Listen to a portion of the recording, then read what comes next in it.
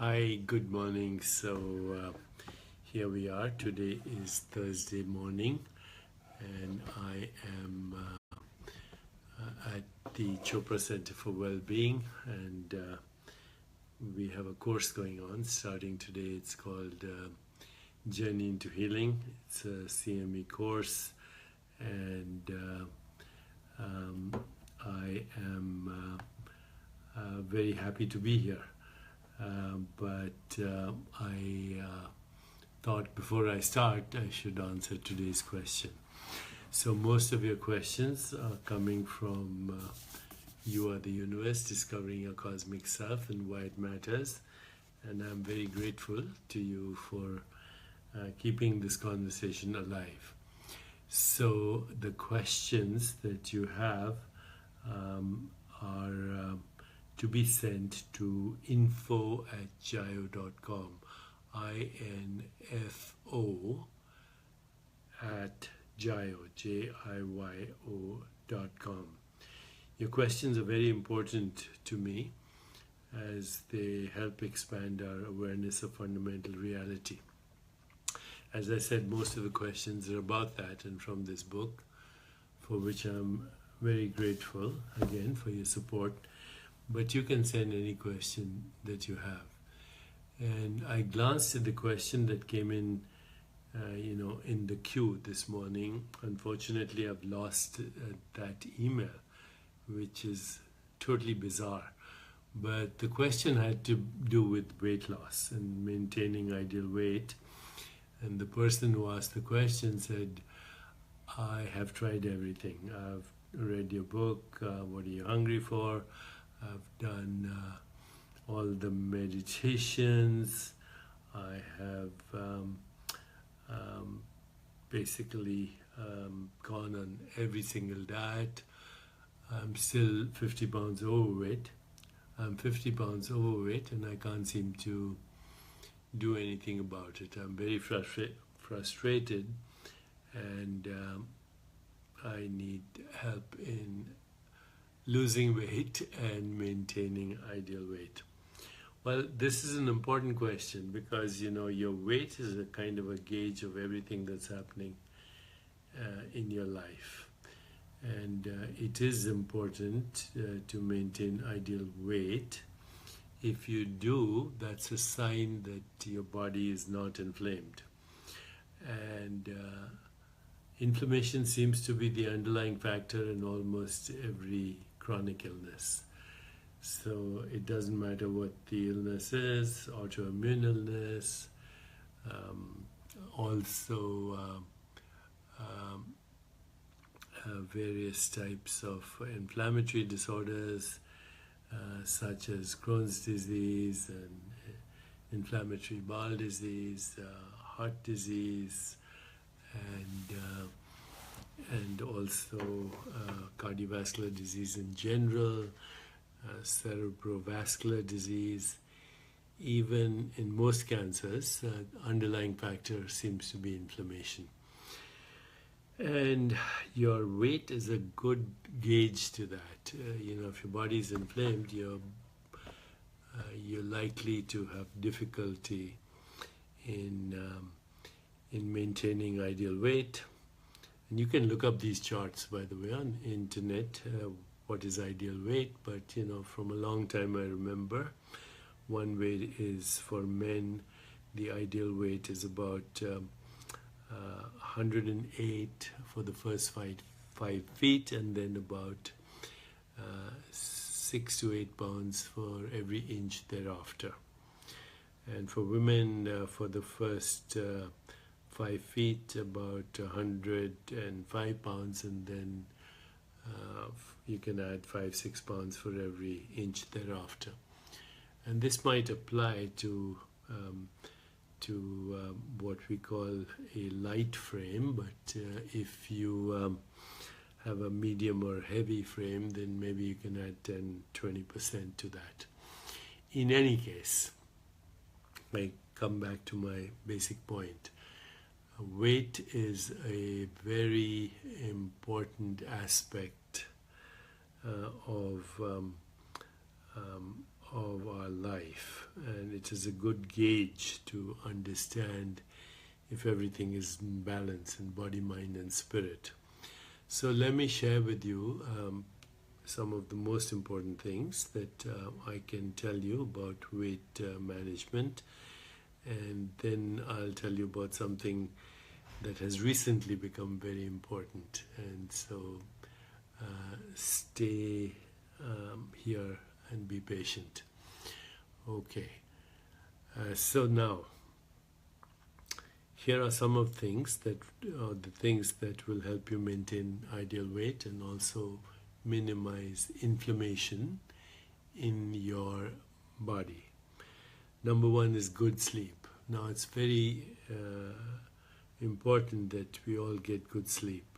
8 hours of sleep is considered ideal, and this includes, the right components of deep sleep and dream sleep. But during sleep, and now we'll only talk about weight management and inflammation. During deep sleep, your brain is flushed out of beta amyloid and other toxins.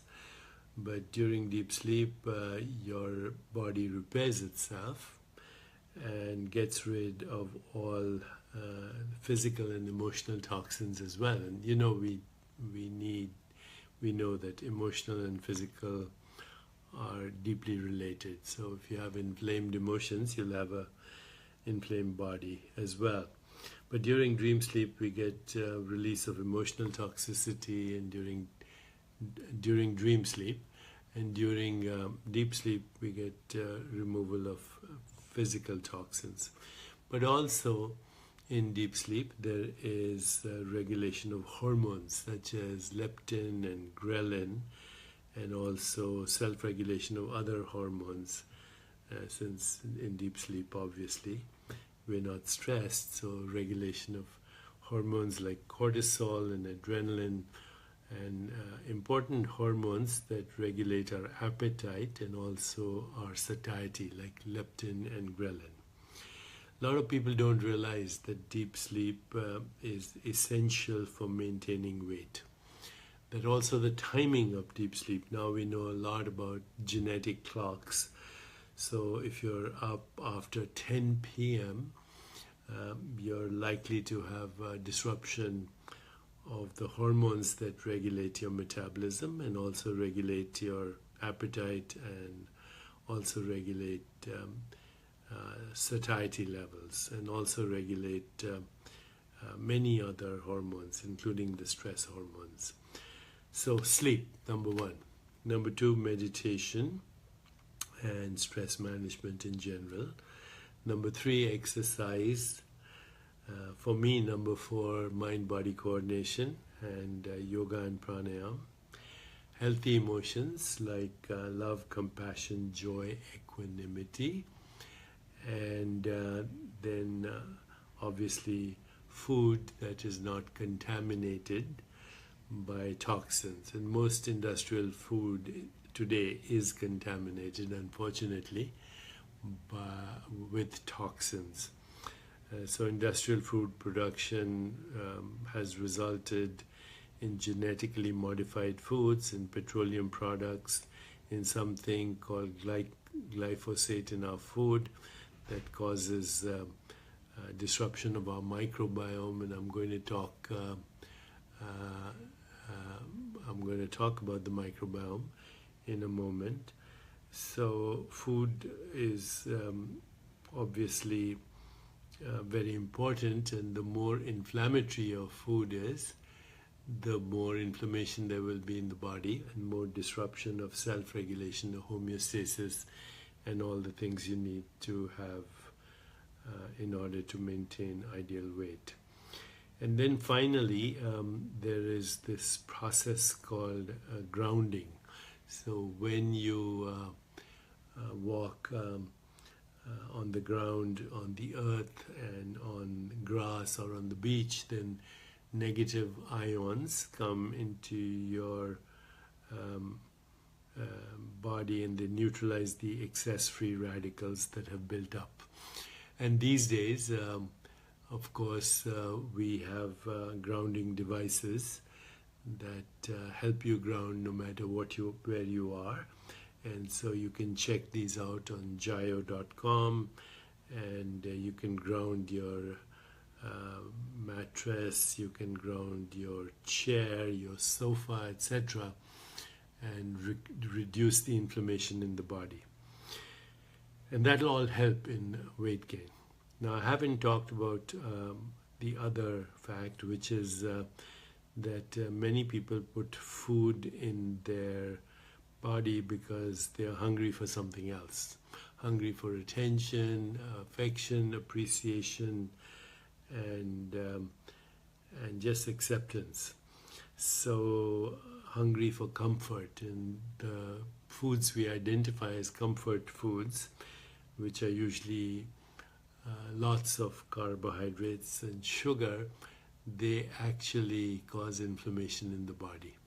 So if a child was not given enough attention as a baby, then what the mother was too busy and put a pacifier or put a bottle to appease the attention that the child was crying for, then that child's body is programmed to put food when it is needing something else: love and attention, affection, appreciation, acceptance. So you see, it's quite complicated. Weight loss is not just counting calories. It's important to count calories, but it's not just counting calories. So what I'd like to do is come back in a moment to tell you what else we can do to change our microbiome and change our the inflammation in the body. So give me 15 seconds and we'll be right back, okay? Okay, so now I want to talk about something quite important, because today we are learning that our mind, our brain, our emotions, our thoughts, our hormones, our sleep-wake cycles, our I think I said our emotions, our moods, are linked to the health of our microbiome. We have 23,000 genes that we received from our parents, but we have in excess of 2 million genes that are microbial. And these microbial genes are in our skin, in our gut, and it turns out even in our circulation. And in fact, there are in each of our cells mitochondria, which is the energy producing factories in our body. And these mitochondrial genes are actually microbial genes. So we are now beginning to realize that for every human gene we have, there are at least 150 bacterial genes, and they're everywhere. They're in the circulation, and the bacterial genes in your circulation are commensals, which means they've learned to live there, and the mitochondrial genes go back to ancient times. But we also have genes in our gut, and when we eat food, then the first thing that we come into contact with, or the food comes into contact with, is the microbial genes in our gut. So if our food is inflammatory, it will cause inflammation in the microbial genes. And there's bi-directional traffic between your brain, your heart, your gut, your internal organs, your microbiome, and then back to the brain. The gut also produces peptides such as serotonin, oxytocin, dopamine, opiates, all of which affect our mood as well. A plant-based diet is much healthier than a meat diet. One of the reasons, of course, is that meat is also produced industrially these days, and the animals that are part of the food industry production are fed hormones and antibiotics and things like growth hormone and just about every chemical to make them palatable to meat eaters. So meat has a lot of toxicity. I am a vegetarian, so I don't have that problem. And if you are a vegan, you don't have that problem. But even vegetables today, like corn, like a lot of other vegetables, and even things like yogurt, and even things like peanuts, unfortunately, have toxins in them. Aflatoxin is now being implicated in industrial peanut production. So basically, we've destroyed our ecosystem, and since we are an expression of the ecosystem, we are destroying the ecosystem that we call our body. Our microbial genes are inflamed, and they're causing a lot of inflammation in our body. First thing I would then suggest is that you change your diet. Try to go organic. In New York, I also go to a farmers market in Union Square and get all my stuff from there.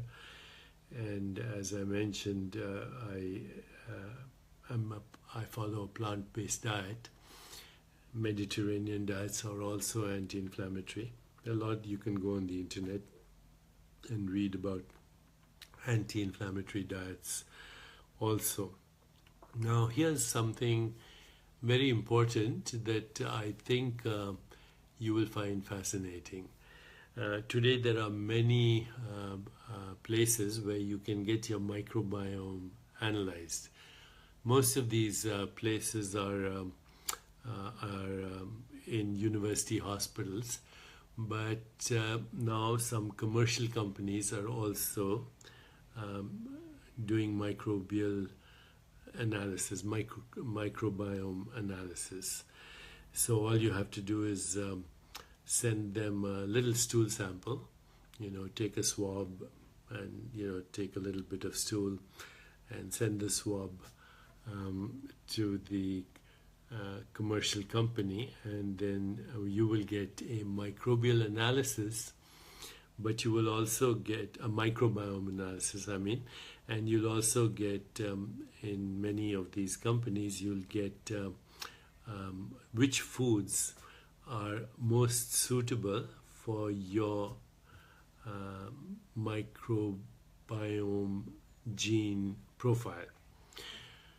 One of these companies that I've recently come to know about is called Viome, Viome.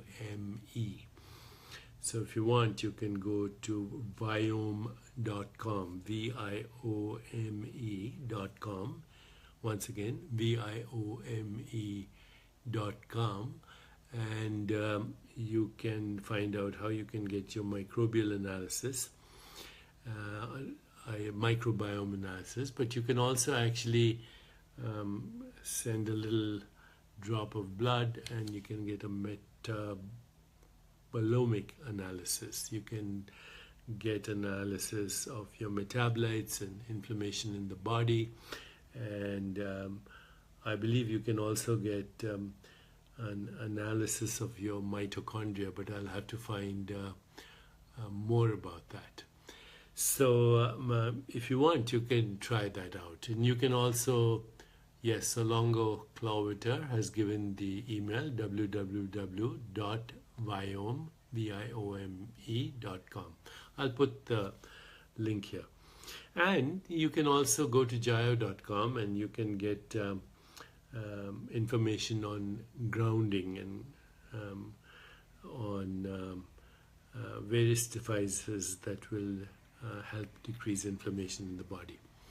I know I've given you a lot of information, but the best thing is, go with the flow. Try not to eat poison. Unfortunately, it's there in most of our food, so be a little careful. Get sleep, move, exercise. If you enjoy it, do yoga and pranayama. Focus on love, compassion, joy, equanimity, healthy relationships, and take care of your microbiome and ground yourself. The grounding information is on jayo.com, and I'll put these links here in a moment. Okay? Thank you for joining me, and I'll continue to answer your questions every day. All you have to do is send me an email, info@jayo.com, info@jayo.com. Today I have also written an article on the hateful brain. It was published in Newsweek. You can go to my Twitter feed and find it there. What is the biology of hate and what it is doing to us and to the world. I hope you will read the article and share it with others. Thank you, and I'll see you tomorrow. Okay?